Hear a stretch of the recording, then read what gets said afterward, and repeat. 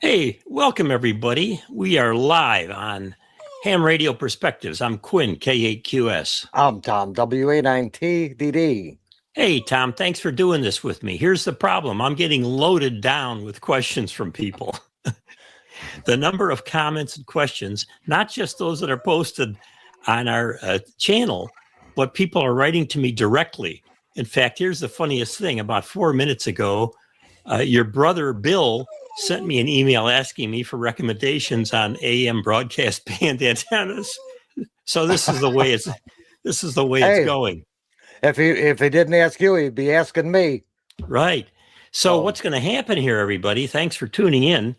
Is we are going to record this, answering a bunch of questions that we got. So rather than just doing these short videos, which we'll continue to do, either individually or both of us, but we thought we would try doing some of these live Q&A where people could actually come on and watch and ask questions. And then if we want to take your question, we hit the question and it comes up on the screen too, and then we can talk about it.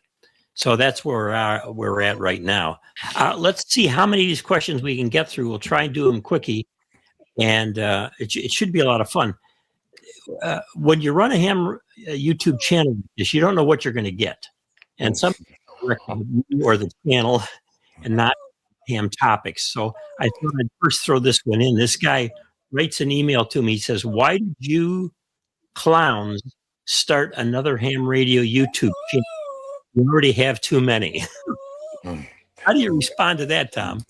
I don't know. We're just here having fun. We're having fun with ham radio. That's, sometimes it can be such a boring, dragged out, enterprise, reviewing this, reviewing that, showing, that. We're just here to have some fun with ham radio. Yeah. It's our passion, and we like to play with it. And what we bring to it is, first of all, about 60 years experience apiece. When you look at a lot of the ham radio YouTube channels, you don't find the kind of experience that we bring. And so we're trying to do that. We make mistakes sometimes, our memories get bad, whatever, but we have got a lot of experience in all modes, all bands, all kinds of ham radio. And the other thing I think we bring is that we're trying to do this in a friendly way. Some of the YouTubers for ham radio attract people who are sad hams, and you get nasty comments and they go back and forth with this stuff. We don't want that. We're here to serve you, seriously. It's fun for us, but we also hope to serve you with the experience that we have, and to do it in a way that we don't take ourselves too seriously. And so, Tom, if I ever get to the point where I have shelves behind me with 400 HTs that I've reviewed, please tell me that we have gone the wrong direction with the channel. All right, that's question one. Question two, can I work digital modes with an old HF transceiver? You're the digital guy. What do you say? Absolutely. It depends on how old it is. Frequency stability on on digital modes is imperative. I wouldn't use anything older than say a Kenwood HTS 820. Anything that didn't have a phase locked loop VFO on it is going to drift all over the place. Now you can compensate a little bit because of the bandwidth is very narrow, but I would imagine if you're going to use something like a Heathkit HW101, no, I would not use that on digital. It should have a phase lock loop minimum for digital modes. If you have a SDR, you're all set. VFO, yeah, you're fine. And if you've got the old rigs, like we just did a YouTube video on the 5 best older solid state rigs that are cheap, and any of those, you're good to go. You just have to get the audio interface device, right? Right.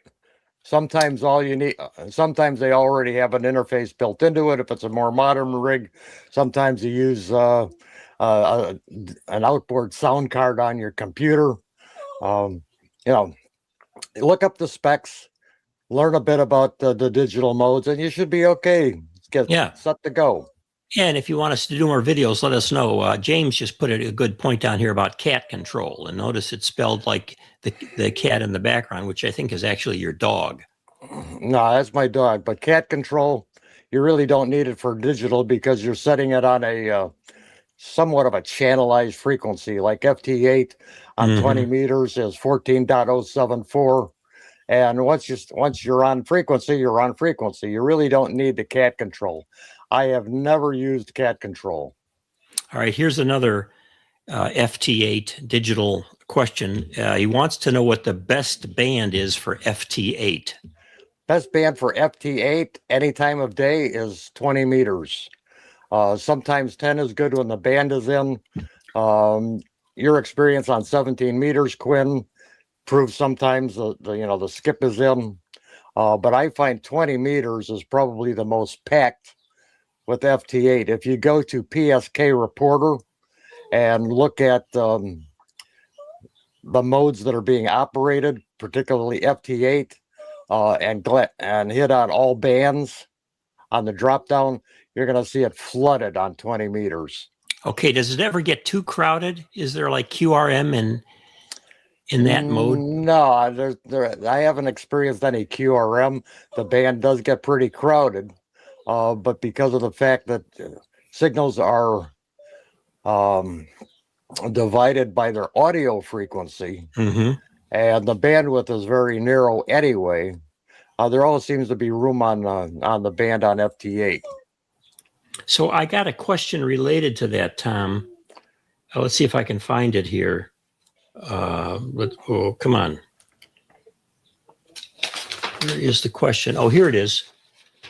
How can FT8, which is like AM audio, pick up weak signals? Because it's very sensitive to the noise floor. You can actually be below the noise floor, and the software will decode the signal. So it's all in the software. It's all in the software. All right. So if you operate regular AM, as an AM mode on, it's not going to be the same. No, on AM mode, it doesn't work. It's all upper sideband. Should I get a GMRS license because there is no ham repeater in my area? What do you think, Tom? Well, we always like to have different tools in our toolkit. We have ham radio, we have CB. GMRS is another tool in the toolkit. You really won't find that much activity on GMRS as far as repeaters go. They're not as ubiquitous as ham radio repeaters. It's good in the fact that one license covers the whole family. So, your mother, your brother, your wife, your sister, your great-granddaughter, your great-grandniece can all be covered under the same license if you're getting into off-roading or hiking or, just want to know where your wife is in Walmart. GMRS is a handy ticket to have. It costs $30, $35, something like that. It's good for 10 years, and it covers your whole family. It's interesting. We had a guy post on the channel today. I can't remember what video he was responding to, saying that he lives near Mexico, and there is a repeater in Mexico that is very active and across the border from him. So, and versus the ham repeaters on the U.S. side of the border are not active at all. So I guess the thing would be to go to that main GMRS website where they list all the repeaters and all and see what you can find there. Right. That would be mygmrs.com. And it lists repeaters, who owns them. Many of them require permission of the owner to get on. And quite amazingly, most of the owners of the repeaters are hams. Yeah, right. Okay, so let me just mention a couple of things here. We got W5FJV /KH6QRV, the 5 eyes. Hey, thanks for coming in. We've got another Smoke 2010 KG4DXJ is here. Thanks for checking in with us. Good to hear from you. I think some of these people have been posting on the site too. Okay. And then we've got KJ5PWT. So things are rocking and rolling. Right. Bruce Wilson just came in, said hello. Thanks. Okay, some more questions. And by the way, you could put questions in the comments. Yeah, we've got a question here about go ahead. From James, and I can't read it. Let me blow this up a bit here. Yeah, we're not young. How do you not use cat control? Every band change you make, how do you do that? Well, it depends on the radio. On my IC7300, I push a little button and it takes me from 14 megahertz band to, 7 megahertz band. On my TS430. I punch the button and it automatically changes the band. On the older rigs, you had a band switch that you would just turn and click and go to the band you want. Spin it, your VFO for the frequency, and you're in. I have never used cat control, and personally, that relies on another computer or another piece of software in your computer that I just don't really care about. Yeah. Okay. KE9BNG says, wow, cool finding you guys live during my break. Don't know what he's breaking from, but glad you're here. Must be on second shift. Yeah. Another guy says, don't mind me working on going from UL to extra. I don't get that. What is that, Tom? Unlicensed. Oh, unlicensed. Yeah. What the heck am I not thinking of that? Hey, listen, get your license. Take the rough load, take the technician general and extra all in one sitting, and boom, you're done. Yep. My friend here locally that I gave an HT to hasn't been on the air. He was licensed 25 years ago, and he was scheduled to take the technician. But then at the Hamfest that I met him at here a couple of weeks ago, they said they were going to give the test. So he went in and he got the technician in general, right, like that. And so it's great. It's a terrific hobby. You pick that up in a lot of the videos we do. It's a varied hobby. I did a little short on the fact that there is no one thing called ham radio, but you want to connect with people who are fun and interesting that you can get together with that'll help you with antennas or help you on the air like we try to do. It all comes down to the right kind of people to do the hobby with, and you just have a ball. Quiet there, you mutt. Plus, Tom and I, Tom has a second house down in Florida. And so I live in Michigan where it gets pretty doggone cold. So we go down there to Florida and we hang out with Tom and we do some videos together while we're down there. It's great fun. And we meet other hams as well. I did that video recently, Tom. Did you see that where my wife and I were birding on the southern tip of New Jersey? It was freezing, terrible, cold. Yeah, I had all my winter stuff on. Looked like an Arctic expedition. Yeah, it was that cold. It was 38 degrees with gale force winds. And here's this guy setting up POTA. Now, I run across POTA people all the time because we're out birding. But this poor guy, I didn't know if he was going to make it or not. It was so nasty out there. And then his antenna kept coming down. So he finally hooked it to the pole, the sign that they had there. And he was working stations. It was great fun to see that. I got a question here from Al, the science pal. Okay, hey, cool. Go ahead and click whereabouts in Florida? I'm in Venice. Well, I'm just south of you in Englewood. So, Al, I'll be down there in middle of November. Give me a shout. I'm usually on the W4AC repeater. Okay, here's another one having to do with cat. Only time I've used cat was when the radio needed to be remote from the operating position to reduce RFI at the South Pole station because of the radio telescopes. Wow, what a terrific post. Any comments, Tom? No, not really. Okay. In that case, if you're operating remote, yeah, you're going to use cat. But I've never had cat control. I've never been that far away from my radio. Okay, here's a question. Let's see. I want 60 meters, so extra it is. Get that extra. It's not that hard. It's not that hard. In the old days, when Tom and I were getting our licenses, the hardest license was the advanced. It was a killer. I think I even had to draw a Cole Pitts oscillator or something. I don't know. It was crazy. The extra wasn't that hard. The extra had more regulatory stuff, I think, but it's not that hard now. And you got the question pools. Go for the advance. Just stay with it one by one, and you'll get on 60 meters. I got to say, I don't get on 60 very often, Tom. Do you?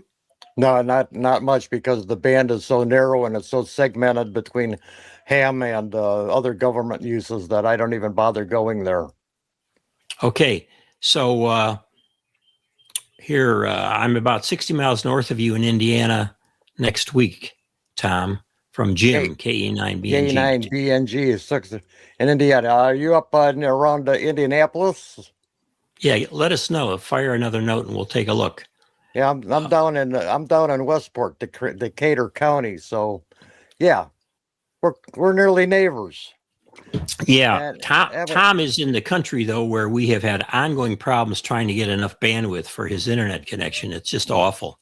Right. Here's a question for you, Quinn, from Bruce Wilson. Is Go ahead and trying to wrap his head around a droplet. I think he means doublet. Can you explain the antenna? Yeah, let's put these questions on so others can see him, Tom. Can you click on it? I'm going to wrap my head around a doublet. Can you explain the antenna? Okay, yeah, that's great. I use doublets all the time. They're probably the single best antenna. I put them second to an off-center fed. My off-center fed up right now is a dipole, 130 feet long, 2/3 on one side, 1/3 on the other, and I feed it with coax at that spot. And then I have a 4-to-1 balun, a 1-to-1 current balun, and it comes right in and it works great.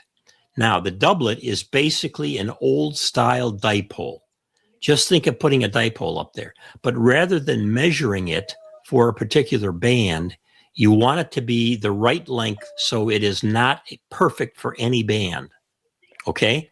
Then you don't have problems. It's kind of random length.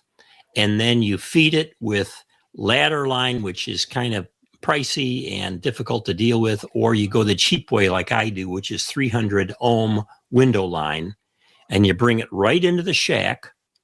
And then I have a little 1-to-1 balun on the back of my tuner, my antenna tuner. So on one side, it's got the 2 wires connecting. The other side is the SO239 that connects right to the tuner. So that's basically what a doublet is. It's a dipole, but it's not cut for a specific frequency. In fact, if you go to, let's see, where do they have this? I think it's on the Balun Designs website. Balun Designs. I buy a lot of baluns from them. That's BALUN Designs website. They have a sheet there you can download about different lengths of wires for different antennas, and they'll give you a good one for a doublet. Now, if you want to buy a doublet really cheap and easy to put together, DX Engineering has one. They send you the antenna wire. They send you the little toroid. They send you everything, and it's light. It's cheap. I think maybe it's $120, and you cut it so it's about, can I get this right? About 108 feet long, the antenna. And then you cut it for 88 feet of 300 ohm window line right into the shack. And let me tell you, I can work every band with that. I've got a decent tuner. Those are the best lengths to use. And it doesn't make any difference. If that's too long a feed line, you can move it around other places. Just don't have it in your metal and don't put it in loops because that'll change the impedance. Okay, Tom, give me a tougher one. Okay, here's another one. WN3 WERS, a very succinct question. What's an Elmer to do when we run out of new hams? Yes, what's an Elmer to do? Well, first of all, most hams will not be Elmers, mentors. They just don't do it. They don't offer to do it. I mean, if you go to an Alcoholics Anonymous meeting or any of the 12-step programs, what they will say is if you are willing to help other people who are here, raise your hand at the end of the meeting. Well, that's what they should do at Ham Radio Club meetings. At the end, say, if you're willing to work with other hams, raise your hand. And then you have heard the other people speaking during the meeting, and you pick one of those, you go to them to get the contact information. It's so important. What we're trying to do with this channel, gang, in part, is to do the quote unquote Elmering, even though I don't like that term, being an academic in part. I like the idea of mentoring, but it's working with, it's helping. It's being there when people need help. Thanks for that good question. By the way, I just did a short, I haven't posted it yet, which is an argument for why we're going to get growth among young people in ham radio. And I'm not going to give away the thesis on that one, but I've been working on this for some time, and I haven't even told Tom about it. And he doesn't get to delete my shorts when I put them up there. I put them up early, and he can look at them. If he says that's terrible, and he did that with one recently, he said the third point is terrible. Dump that thing, and I dumped it. But we don't usually do that. Okay, Tom, let's go to another line. All right, let's see. What have we got here? Let's see.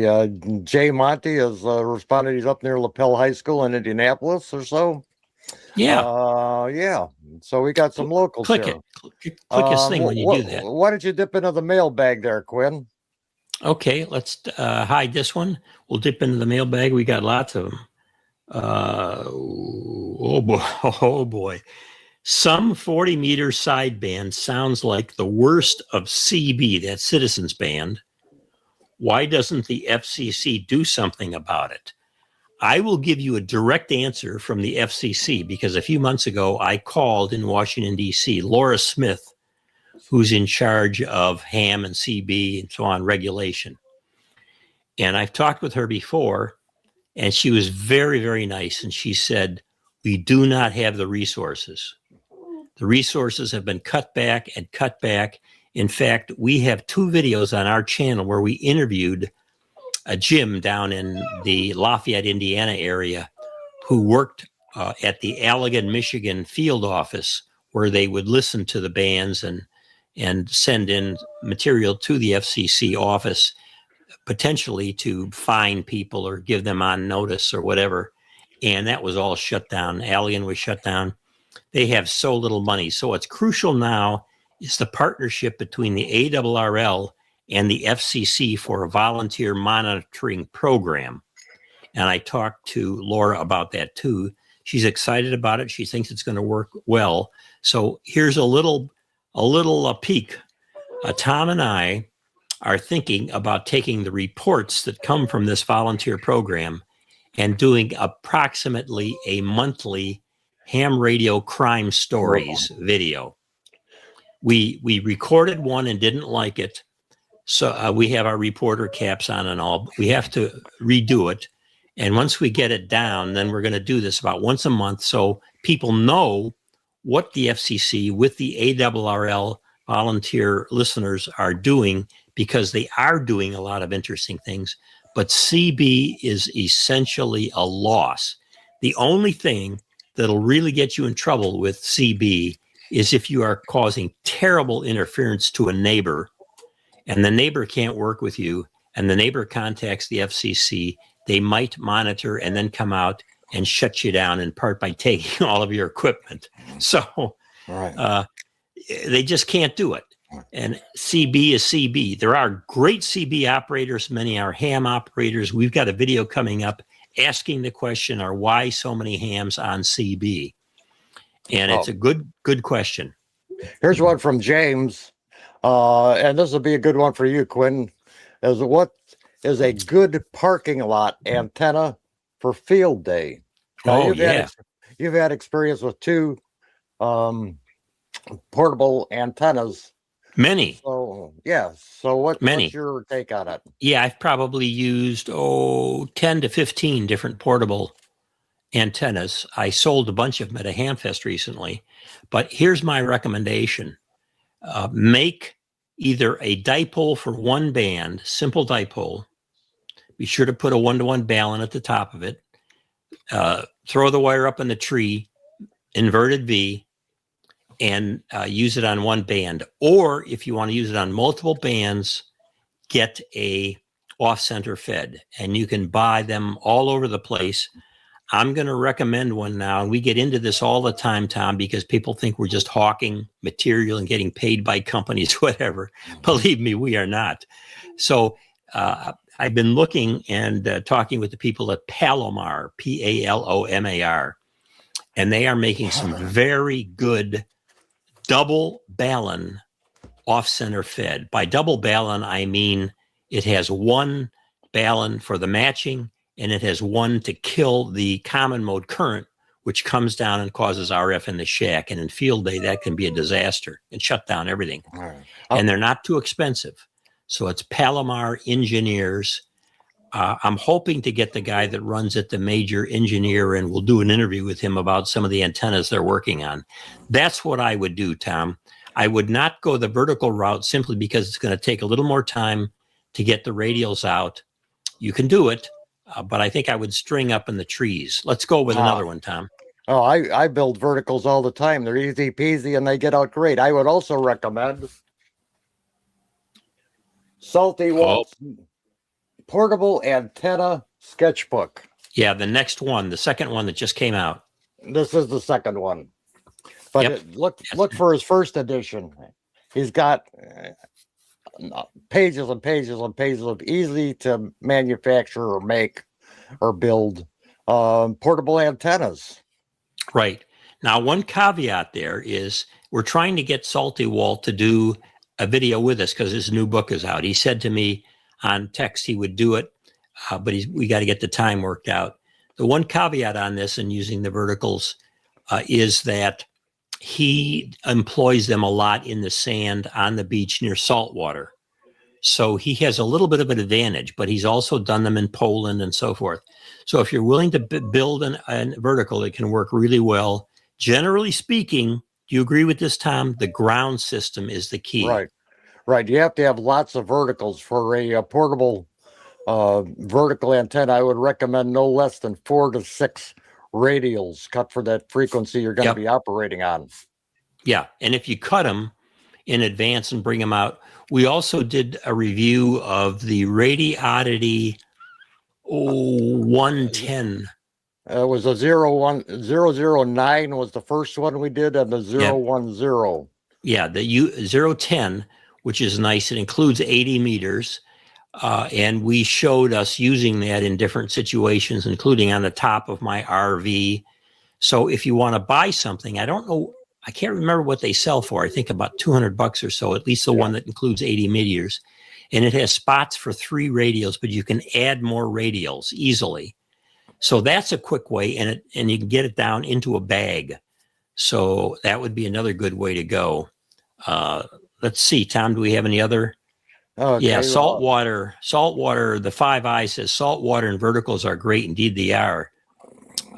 Yes. They are indeed. I've got mine tuned up for field day, and I don't have saltwater, but I've got 600 acres of soybean field that have been accumulating about 8 inches of rain a week. I've actually got ponds and lakes out there, so we're going to see how that works out on field day running QRP on 20 meters. Yeah, now you know why he can't get broad bandwidth out there, because the trucks can't get to it. It's a mess. I've been to Tom's place many times. He's a car nut. He's got all these cars in the barn and everything. It's going to Tom's place is really a trip. If you live anywhere south of Indianapolis, visit Tom and see what all he's got going on, and see if you can get him to help you find all of his old rigs. Because whenever we do a video on classic rigs, he pulls out of his hat, "Oh yeah, I own 1 or 2 of those too." I've still got them. Yeah, you got so many rigs, it's unbelievable. We were going to do a video on rigs that we regret selling, and Tom sent me a note right back and said, "I don't regret it because I don't sell them." Oh boy, ham radio is something else. Ham radio is something else. Okay, let's go. How do you get your coax into the house? Okay. How do you do it, Quin? I drill a hole right through the wall. All right. I've got I go right through my basement wall and feed it up between the studs into the shack. Um, there's really no other way to do it. No. Well, there However, are. if you're near a window, and I know MFJ used to make these, and possibly somebody else does. I would check DX Engineering. They have a window feeds that fit between the bottom and the sash and the bottom of the window, and you run your feed lines through it through the connectors. Drop your window frame down on it, and it's supposedly weatherproof. But Yeah. you can feed it in through your window frame.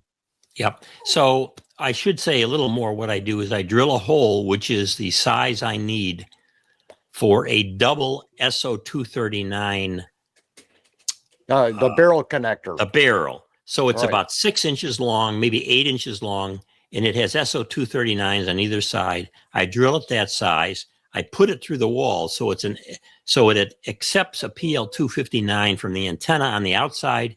It accepts a PL259 on the inside, and and then I can caulk around it on both sides. So it works really well. You know, you got to fill the hole, but there are little plastic things that you can get if you pull it out and you plug the hole, and it looks like you had insulation put in your house, and they plugged the holes from blowing the insulation in. Yeah, I've seen some barrel connectors that are up to like 6 to 8 inches long. So yes, that's what I use. Yeah. Oh, okay. Yeah. So you can just pretty much go right through the wall. Yep. And caulk them in. Caulk them in. Yeah. Okay. Let's go to Smokey here. He says, I tend to keep the radios that I buy too. Parting with them is like losing an old friend. Well, I'm going to look at it a little bit different. It's like losing an old girlfriend. You know, Gene Shepard, who wrote the movie A Christmas Story, and I wrote a book about A Christmas Story, a plug. Look at it. It's the best book on the movie, if you like it, about the kid that wants the Red Ryder BB gun and, you know, the tongue on the pole and all. So I knew the screenwriter. I taught storytelling with him. And a lot of the ways that I approach my short videos here on the channel are what I learned from Gene Shepard, by the way. And if you look Jean Shepard on YouTube, you find all kinds of his radio programs and all. But what the heck was I talking about that I got into that? You were talking about losing old friend of your old rigs. Yeah, Gene used to say you're, that when you're losing it, Quin. I'm definitely losing it. Gene used to say that old ham rigs are like old cars, and men tend to give them female names and have female romantic memories of them. It's like getting your first rig and tuning it. You know, it's a virgin rig. Dare I say that? And oh, is this good? Oh, is this good? You know, and then after a while you get tired of it and you get something else. So here, oh man, here's a tough question, Tom. Any good wire stripper for RG316 cable? Holy smokes. Listen. I'm telling you, buddy, what's his name here? E.L. Soul Gay. Listen, buddy, you're getting us into a big problem that we need to do a whole video on. Taking the different kinds of material that's on the outside of any coax connector, and then attaching a PL259, or you like the what do you call them? I like the end connectors. End connectors. It's an art in itself, and I can't tell you how many PL259s I have melted, and how much coax I have ruined trying to get these suckers on there. And when you get to RG316, I don't know. I do have one of these automatic strippers that a lot of electricians use. It's professional quality that you hold tightly around a wire, and it snaps, and it, you know, you set the amount that you want to take off, and it snaps it. And then in general it works, but sometimes it takes off too much of the shield. So that's a problem. It's a doggone problem. What do you think on the 316? I haven't dealt with it much at all. I haven't dealt with it at all. In fact, I've been using more RG6 and 75 ohm cable lately because I Yeah, can get it virtually for free. for free. Yeah, Yeah. they leave it around. I do a lot. I used to do a lot with 213, and that was a problem too. RG 213, and 213 tends to get waterlogged, so I Yeah. gave up on it All and I right. I gave it all away. got a question here from Jay Monty and asking if any of us are doing field day this weekend. And yes, I am. I've got my little QRP set up, my Salty Walt vertical antenna with the 6 radials on it set up. I'm going to be set up on the edge of the soybean field here. I got 600 acres of clear territory right in front of me, albeit soggy. And we're And going to it'll try be under to, your call, right? it will be under my call. Yes, I'll be on 20 meters starting a little bit after 2 o'clock on Saturday. Okay, and you've been working on that system, setting it up, making it, and we're going to do a video on that. Good. So making antennas is really where the maker community in ham radio is so much now. I didn't want to mention this, but since Monty, you asked the question, I'm going to tell you. Most mornings I'm out looking at a place I want to do field day on my own. And it has an old abandoned grain elevator. Ah. And what I want to do is to shoot with my you may have seen this in the video we did. I want to shoot up the wire to the very top of this thing. There's a spot where it would get attached, and it's probably 80 feet tall. And then I want to create a sloping antenna down to a picnic table, which actually has a cover over it. It's the only one in that park that has that. Okay. This is an old park where they used to do butchering, and the silos were there for food to keep the cows going, I guess, until they were butchered. And it's a popular park. I do a lot of birding there, but this is a super location. The question is, am I going to get arrested? And people are going to get upset about it or something. It's township land, and I think I'm going to have to call the township tomorrow and see if I get permission. And I'm guessing that they're going to say to me, no, we don't want your wires up there. You're going to electrocute somebody, because they don't know diddle squat. Right. But the other thing is that I might just show up just before field day begins and set that up and work until something happens or I get tossed out. But I think the other will happen, and that is people be coming around the table looking at this antenna saying, what in the world are you doing? And I'm going to say, this is ham radio. Why don't you say hello to somebody right here, You're right. see what happens. So that's my plan, and it'll be under my call, K8QS. So thanks for a good question. So what are you going to be running there, Quin? You're 7300 or going to go QRP? Yeah, for this one, I'm doing the 7300, but I am exploring QRP for future use. I'll be running the 7300 at low power because I got to do battery power. Right. I've got a pretty good battery power for it, but Tom and I can't talk about it yet, but we just got permission from one company for them to send us a very good QRP rig. And Tom is going to test it out. And if that works out well, then I'll get one too.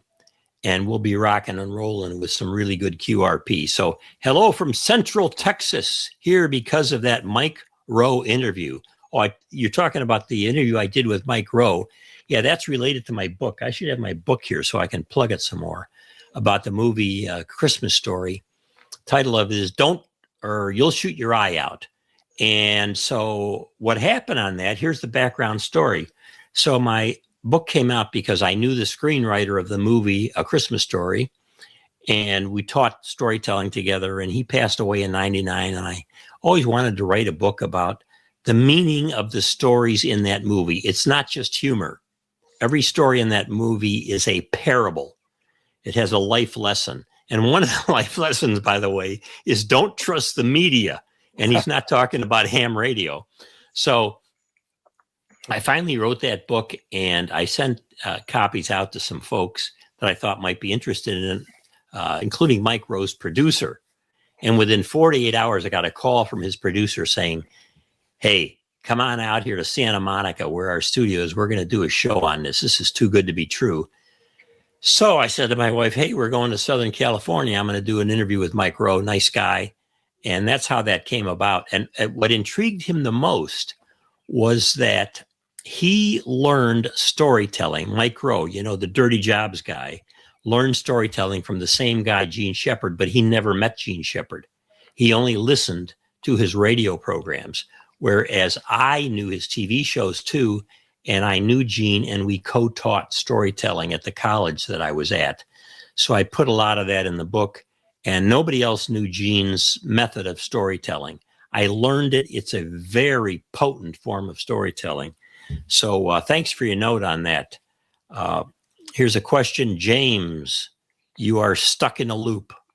James who? Don't know about that. Okay, we'll keep going here. The lesson of the leg lamp. The leg lamp is a trophy wife, so that what Gene said to me, this is funny. One day he says to me, he says, "Quin," he says, that leg lamp that I got in the movie? I said, "Yeah." And he had it in stories before that, written form. He said, "Yeah." He says, "That's a trophy wife." I said, "A trophy wife? What the heck are you talking about?" He said, "Well, men are incurably romantic. They're romantic toward women. They want to get women. They dream about women. They see a gorgeous woman and they want that woman. And so they're romantic. They're incurably romantic, and they're irrational about it." And then he said to me, what I wanted to do was to have the old man, that's the name of the character in A Christmas Story, fall in love with this icon, this leg lamp, which he wins in a contest, but only because his wife knows the answer to the question. So the leg lamp arrives, and the old man is mesmerized. The leg lamp, he says. He says, "Okay." He says, "I want to put this in the front window and turn on the neighborhood." What a crazy thing. But then he said to me, that mom is going to see that. She's going to be jealous. She's going to know that she has to break the leg lamp. And so it's going to be broken coming up. And that's the story behind the leg lamp. In the presentations that I give around the country on the movie A Christmas Story, I also show where Shepard got the idea for the leg lamp in two different sources. And so that's kind of fun. Let's see. Well, moving right along. Yeah, who else we got? Anybody? We got James is saying that's the IC 705. Hey, let's talk that. QRP, he's IC 705. He's a big fan of an IC 705. So great rig. Great rig. Great rig. And the only problem is the price. The Japanese rigs, even the small ones, are getting very pricey. So the one that we're looking at that Tom's going to review is much cheaper. When I met the guy out on the southern tip of New Jersey, Cape May there, who was doing the POTA, he had, what is that, the TX 500, I think? And he showed me how it works, and I was very, very impressed. But then when I got home, I looked up what it would cost, and I think it was $1,200 or so. And so you can get pretty pricey with the QRP stuff, but some of it's good and worth it. If I were really going to get into POTA and stuff, I think I would get an IC 705. Tom, have you thought about that at all? No, not at all. Too pricey. Honestly, too pricey. Well, let's see. We've got H33T3 speaks. Thoughts on the G90? That's the Xiegu. Mm-hmm. And that looks like a very proficient rig. It's priced right in there. It's under $500. I've read the specs on it. I haven't operated one. But looking at the specs on it, it seems to be a very well built Chinese rig. I think the Chinese are improving on their quality builds, and they're adding a lot of what we would call value added, right, in their radios. Right. And let's see, we got QMX Plus. Hold on 1 second. Okay. On that, the Zygu G90, we've got a video coming up shortly on the rigs that have the best antenna tuners. Right. And the G90 has a spectacular antenna tuner. Everybody that I talk with, and most of the people that I see doing POTAs are using the Zygus, they say the antenna tuner tunes practically everything. And that is amazing, along with the $500 rig. I would not hesitate to buy one. And we don't know about long-term service, longevity, and all of those kinds of things with the Chinese rigs yet, but they're coming up. And it reminds me, Tom, of when the Japanese rigs started coming up and everybody was poo-pooing them, right? Because they thought they would be poor quality and so on. It didn't take the Japanese long to start making quality stuff. And that seems to be happening with the Chinese right now. And so we'll see. Thanks for your good comment here. James says the IC 705 is my favorite. Here's another good one. A damn thing can tune a wet noodle. Hey, you stole in our outline that we have for our video coming up on rigs with great tuners. We call it the one of the wet noodle. We've got a couple of others in there too. So let's go back to the one you were mentioning, Tom. QMX is the best QPAR deal around. Right, and we're going to be testing that very shortly. Very shortly. Doing a video on that. The QMX Plus, I believe it's 60, covers 160 meters through, if not mistaken, 10 meters. So, and it has a general coverage receiver. So, I've read the specs on that. I've got one coming. And I am very impressed with what they put together in that radio. It's an incredible design factor on it, and the architecture on it looks really good. Yeah, and you can see, gang, I just want to give a plug for the channel here, what we're trying to do. We try to give you no BS comments on things. We would not do a video on that rig until we checked it out ourselves. Okay, we get requests all the time from manufacturers, particularly Chinese manufacturers, for us to do reviews of their rigs. Well, when we get one and it's a pile of SHIT and we don't want to do the rig, then what do? We just tell them this is garbage, we're not going to do it? No. We only say, based on what we can find out about the rig in advance, if it looks decent, send it to us and we'll check it out, because we are not going to get into these ham radio channels that have 17,000 cheap HTs that you can't program behind the users. And all of those are phallic symbols of how powerful those YouTube channels are, We're not going to get into that. No way, no way. Here's a good one. Ha ha, y'all are a riot. Well, you could say we're a riot. You could just say that we're trying to be common sense, have a little bit of intellect. Some of the ham YouTube channels don't have much intellect. There's a level of dump. This reminds me, Tom, there was an old comedian by the name of Steve Allen who was going to take over the Tonight Show at one time, but he didn't get it. But he was legendary. Steve Allen, look him up. And I do a lot of writing and speaking. I got a letter from him one time, and he said to me that he really liked my work, and he was writing a new book, and he wanted me to read it. So he sent me a sample copy of this new book. And the name of the book is Dumbth, D-U-M-B-T-H, because he always believed that there should be a measurement of stupidity, of dumbness. And he tells all these stories in the book about these people that were dumb. But one of the funniest stories that I remember reading the book, and this is 20 years ago, was Steve Allen would be speaking all over the country, and he'd need to get his clothes cleaned and dried and all. So he took him into the local Asian cleaner, down the street. And he said, and they were in a bag. He put him in a pillow from his hotel. He said, I'd like these cleaned. And he said, I'll come back at 5 p.m. All right. So he comes back about 4:55 p.m. to pick up his clean clothes. And the guy says, oh, you wanted them cleaned? You just said you would pick them up at 5 p.m. So he had all these dirty clothes. Dump. Let's see how we doing here. Here's another comment. The tuner in the Zygu XPA 12 125B amp isn't near as good as in the G90. I read that because I was thinking of getting that rig rather than a G90, and the tuner is not as good. Why didn't they put the same tuner in? But that's a smaller rig, and maybe they just weren't able to do that. Okay, those channels are the worst. Well, one of the things on our ham radio YouTube channel is we try not to make nasty comments about other YouTube channels. We don't post nasty comments. We just try to be straight and fun, good-natured souls trying to help each other. So here is from Monty. He says, Tom, I can bring my G90 on my trip if you want to meet halfway to a park to set it up and try it. What do you think? I'm thinking I've written Jim's name and call sign down here, and I've got him on looked up on QRZ. So I will get a hold of you probably via email, Jim, and see what we can work out.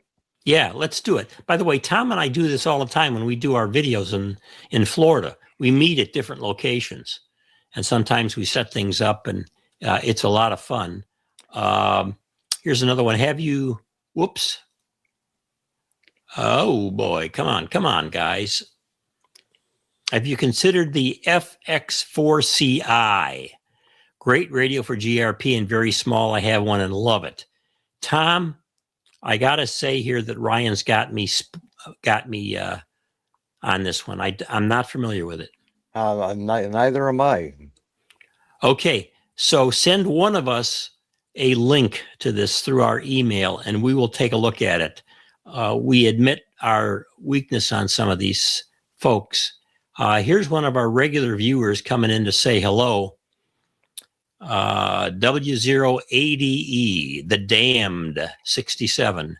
Yeah, that's like some people refer to the ICOM 753. They always say the damned ICOM 753. Okay. How about this one? TSA is humorous. What's TSA there, Tom? I believe those are the jokers that hang out at the airport and make you take off your shoes and empty your carry-on. Oh boy, I wow. don't know. Yeah, or tell us if it's not that. About TSA, my son was flying from Boston here home to Grand Rapids. He's a big high-tech guy. He's an attorney and everything else. He had all kinds of electronic equipment with him, including, get this, a garage door opener.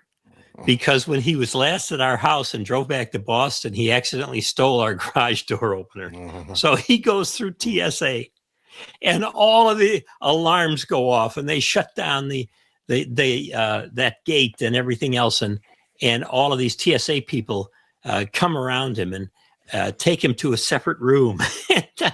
And this is a very early morning flight out of Rhode Island. He had to drive from Boston. He's kind of half asleep. And they start asking him all of these questions. And he says, they say, why do you have this garage door opener? He says, because I accidentally took it with me when I left home. Why do you have the extra hard drives? Because I'm doing all this high-tech work and this and that and everything else. And they said to him, would you stop all this nonsense? Don't bring this stuff with you on the plane. We're going to stop you every time. And he said, okay. So he took off. So there we go. Good evening, guys, from northwestern New Jersey. Great. Thanks for saying that. Okay, that's funny. Thanks for that. The Smoke and Ape rate, we got that. Tom, let's just do a couple of other submitted questions and we'll call it quits. All right. Reach into the mailbag. I know the poor letter carrier has been breaking their back delivering sacks and sacks of mail to you. Yeah, email. What is the current sunspot cycle like compared to earlier ones? Let's see. We just finished sunspot cycle 25 on the downside, and we're on the downside now. We're 2 years into the downside. I've noticed, particularly on the digital modes, it's been decreasing. Mm-hmm. But when we were what, Cycle 21, back when we were, novices and generals Mhm. back in the 60s and 70s, it was roaring. We would have a 10-meter net at night. A local net. At night, 9 o'clock, 10 o'clock at night, and we'd get DX calls coming in from Texas on 10 meters at night. It was phenomenal. Yeah. And so it's on the downside. I don't think it was as good as we expected. We did a video on that with a researcher from Colorado, I think, who was doing research on that. And he said it would be one of the best ever. And I don't think that was the case. No. So I've got other questions here. We'll do another round another time. This has been a lot of fun. Thanks, everybody, for tuning into this live. Thanks for your questions on here, for commenting among yourselves. We're trying to be the best service we can and to have some fun doing it. So 73 from Ham Radio Perspectives. As we always say, I'm Quin, K8QS. And I'm still Tom, WA9TDD. 73, everybody.